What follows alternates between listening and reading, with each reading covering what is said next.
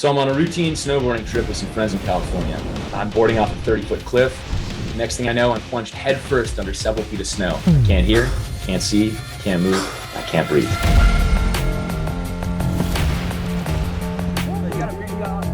How do I put this without sounding arrogant? I've been snowboarding for 22 years. There's really nothing on the mountain I can't do. So it was just a regular weekend. I remember that winter was a really, really strong winter. There were a lot of big snowstorms, and that was just another one of them. And there was a drop called the Ice Queen.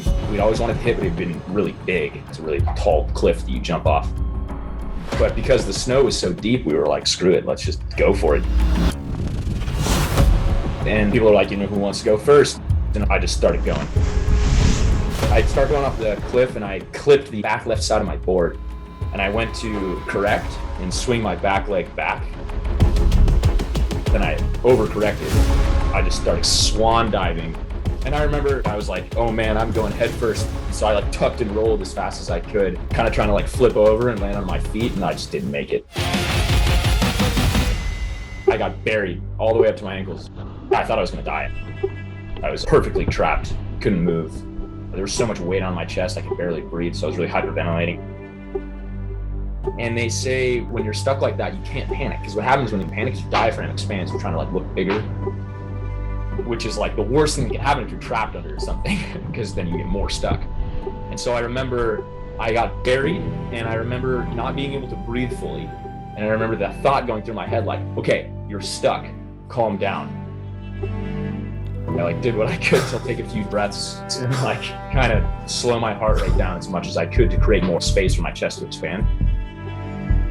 So I remember thinking okay, this might be it. And then just time passed. I was just sitting there trying to keep calm. And then eventually I felt vibrations in the snow.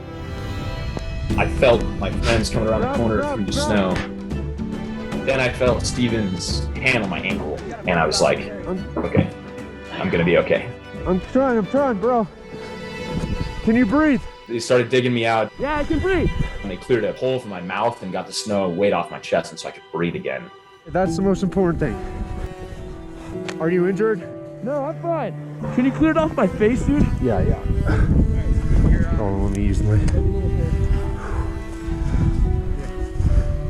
All right, let's get the snow away from his mouth. And it took a few minutes, and then they finally dug me out, and I kind of, scrambled out of there. All right, here, grab my hand.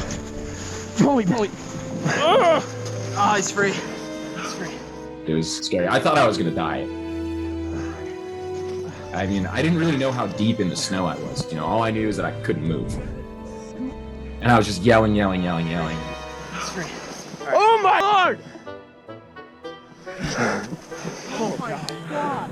I live for that stuff, It felt so good. I was like, oh my God, I came through again. It was just another thing to survive. And it was fun, It was man, you push it to the edge so many times, and sometimes you get a little closer than you want to get. But then every time you walk away, it's just another great day. Oh my Lord! I did not stop skiing and snowboarding. I kept skiing the rest of that day. I kept skiing the next day. That was 4 or 5 years ago. I've been out every winter since then. Grab him. Coming!